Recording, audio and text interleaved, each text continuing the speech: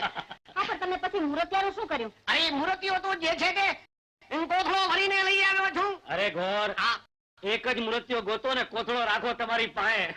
ભલે જે છે તે કોથળો રાખીશ મારી પાસે, બીજા કોઈને કામ લાગશે જે છે તે.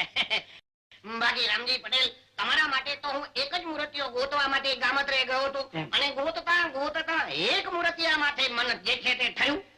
શું કરુણાશંકર ગોર, આપણે તો મૂર્તિઓ રૂડો રૂપાળો, ખાધે પીધે સુખી અને ખમતીદર ખોળા વાળો હોવો જોઈએ.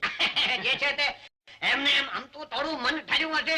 અરે ખોરું તો લગભગ તમારી લગો આવે એવું છે.